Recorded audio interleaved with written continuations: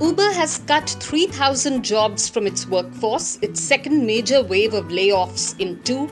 Coronavirus has obviously slashed demand for rides. The San Francisco company has cut a quarter of its workforce since the year began, eliminating 3,700 people from the payroll earlier this month. It is trying to rejig its strategy by refocusing on its core business, moving people, and delivering food and groceries, said the CEO.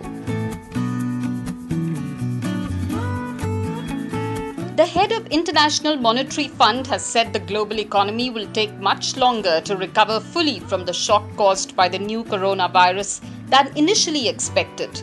Managing Director Kristalina Georgieva said the fund was likely to revise downward its forecast for a 3% contraction in GDP in 2020 but gave no details. That would likely also trigger changes in the fund's forecast of a partial recovery of 5.8% in 2021. SoftBank Group Corporation CEO Masayoshi Son on Monday pinned his hopes on a small group of winged unicorns to save the performance of his $100 billion vision fund, although he gave few clues on which ones they would be.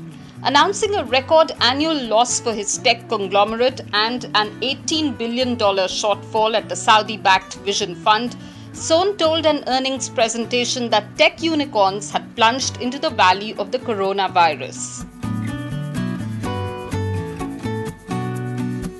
Walt Disney Company's top streaming executive Kevin Mayer will leave the entertainment and theme parks giant to become the chief executive officer of TikTok, the popular video app owned by China's ByteDance technology, the company said. Mayer led the successful launch of the Disney Plus streaming service in November, but in February was passed over as Disney's new chief executive. Mayer's appointment will be effective June 1st, when he will also become chief operating officer of ByteDance.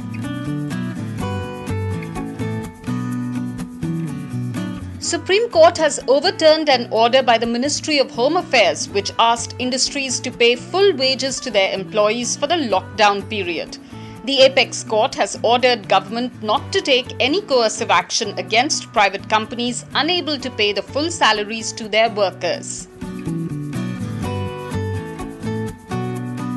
A recovery in fuel demand in India gathered momentum in the first half of May versus April as curbs on transport and industrial activity were partly lifted in areas that have contained the spread of coronavirus. Demand for refined fuel is expected to get another boost as India has lifted more restrictions under its extended lockdown that runs until May 31st.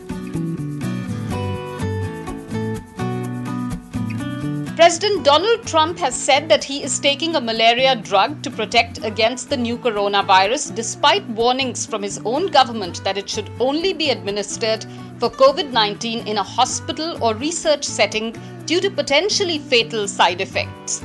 Trump told reporters he has been taking the drug hydroxychloroquine and a zinc supplement daily for about a week and a half now. Trump spent weeks pushing the drug as a potential cure or prophylaxis for COVID-19 against the cautionary advice of many of his administration's top medical professionals.